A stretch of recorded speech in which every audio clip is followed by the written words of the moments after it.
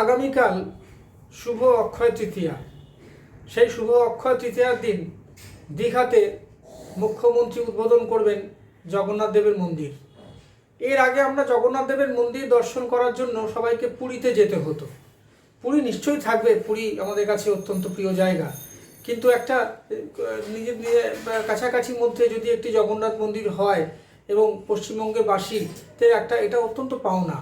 সবচেয়ে বড় কথা, আগামীকাল মুখ্যমন্ত্রী এই যে জগন্নাথ দেবের মন্দির উদ্বোধন করছেন হিন্দু শাস্ত্র মেনে, এবং ইসকনের দায়িত্বভার তিনি দিয়েছেন ইসকনের উপরে, এবং এই যে এত বড় একটা প্রজেক্ট আমরা বলতে পারি, এত বড় একটা কর্মকাণ্ড, সত্যি জগন্নাথ দেবের আশীর্বাদ তো রয়েছেই। এবং সর্বোপরি যদি আমরা এটা ধর্মীয় দিক থেকে দেখি, তার তো একটা মানুষের কাছে একটা অত্যন্ত উপরি পাওনা। এর আর একটা দিক হচ্ছে, একটা জায়গায় যখন কোনো ভালো মন্দির গড়ে ওঠে, তখন তাকে কেন্দ্র করে প্রচুর মানুষের কর্মসংস্থান তৈরি হয়। কিভাবে? হোটেল থেকে হোক, কোনো দোকান থেকে হোক, খাবার দোকান হোক, কোনো প্যারার দোকান হোক, ঠাকুরের যে গজা হবে সেই গজার প্রসাদের যে দোকান হোক, মানুষ ওখানে থাকবে, 2 দিন থাকলো, 3 দিন থাকলো, তার জন্য খাওয়ার ব্যবস্থা, তার এভরিথিং এত সুন্দরভাবে তিনি অর্গানাইজ করেছেন যে এই মন্দিরের সঙ্গে সঙ্গে প্রচুর মানুষের একটা কর্মসংস্থানের সুযোগ আমরা দেখতে পাবো এই পশ্চিমবঙ্গে। এই পশ্চিমবঙ্গ 2011 সাল থেকে যখন মমতা বন্দ্যোপাধ্যায় মুখ্যমন্ত্রী হয়েছেন, তিনি প্রত্যেকটা কাজের মধ্যেই চেষ্টা করছেন যে মানুষের যাতে বেকার সমস্যা দূর হয় এবং একটা সোশ্যাল মোবিলিটি থাকে। সেই সোশ্যাল মোবিলিটি তিনি আবার নতুন করে একটা প্রাণ সঞ্চার করলেন আমরা বলতে পারি। জগন্নাথ দেবের মন্দির দেখার জন্য প্রচুর ভিড় হবে আমরা জানি, এবং সবচেয়ে বড় কথা, একটা অটো চালক থেকে, টোটো চালক থেকে শুরু করে সেই জায়গায় যাওয়া, বাস, ট্রাম, ট্রেন, এই যে সমস্ত ট্রাভেলিং যে কম্পোনেন্টসগুলো আছে, এবং হোটেল, রিসোর্ট, এইগুলো কিন্তু আবার নতুন করে এখানে তৈরি হবে এবং হচ্ছে, এবং আগামী দিনে এখানে একটা বিপুল পরিমাণ কর্মসংস্থান এবং একটা অর্থনৈতিক উন্নতি বা ইকোনমিক গ্রোথ আমরা দেখতে পাবো। নিশ্চয়ই পর্যটন এমন একটা জায়গা, কাশ্মীরে যে পর্যটন শিল্প নিয়ে ওখানকার সরকার এবং কেন্দ্রীয় সরকার অত্যন্ত আশাবাদী ছিলেন এবং বহু মানুষ কাশ্মীরে যাচ্ছিলেনও, কিন্তু হঠাৎ করে এই সন্ত্রাসবাদী যে হামলা হলো, তাতে করে বেশ কিছু ক্যান্সেল হয়ে গেল। বহু মানুষ আর যেতে চাইছেন, আপাতত তারা ভীত সন্ত্রস্ত আছেন।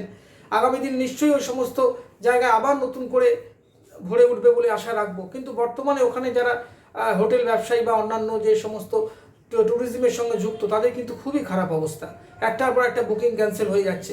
সুতরাং এইটা আমরা নিশ্চয়ই আন্দাজ করতে পারি যে একটা পর্যটন শিল্পকে কেন্দ্র করে লাখো লাখো মানুষের কর্মসংস্থান হয় এবং একটা অদ্ভুত ইকোনমিক মোবিলিটি, একটা ইকোনমিক গ্রোথ তৈরি হয়, যেটা কিন্তু দীঘাতে হতে চলেছে। দীঘার সমুদ্র বেড়াতে যেত প্রচুর মানুষ, সেটা যেমন সত্যি। এখন শুধু সমুদ্র উদ্দেশ্য নিয়ে কেউ যাবে না। ঠিক আছে, 4 দিন ছুটি পেয়ে গেলাম, চলুন 3 দিন জগন্নাথ দেবের মন্দিরে থাকবো, বা তার যে পাশাপাশি যে সমস্ত রিসোর্টগুলোতে আছে 2 দিন একটু সমুদ্রে স্নান করবো। তাহলে কি হলো? তাহলে একটা কাজে গিয়ে আমি একাধিক একটা এন্টারটেনমেন্ট পাচ্ছি, একটা মনে অত্যন্ত শান্তি পাচ্ছি, জগন্নাথ দেবের দর্শন করতে পারছি। এই যে একটা বাতাবরণ, এই যে একটা অ্যাম্বিয়েন্স তৈরি করলেন মমতা বন্দ্যোপাধ্যায়, সত্যি সাধুবাদ জানাতে হয়। আমি জানি না যে ভারতবর্ষের রাজনীতি এমন যে বিরোধীরা এটাকে একদম উদার কণ্ঠে সাধুবাদ জানাতে পারছে না। কেন পারছে না জানি না। ভালোকে ভালো বলতে কী অসুবিধা আছে? আপনি মমতা বন্দ্যোপাধ্যায়কে সমালোচনা করছেন, করুন, তাতে কোনো অসুবিধা নেই, কিন্তু যেটা ভালো কাজ সেটাও তো করতে হবে আপনাকে। একসঙ্গে আপনি দুটোকে প্যারালালি যদি না বলেন, তবে আপনার কথা কখনো বিশ্বাসযোগ্য হয়ে উঠবে না। আপনি একটা লোকে শুধু খারাপ দিকটাই দেখেন, তাহলে আপনাকে মানুষ বিশ্বাস করবে না।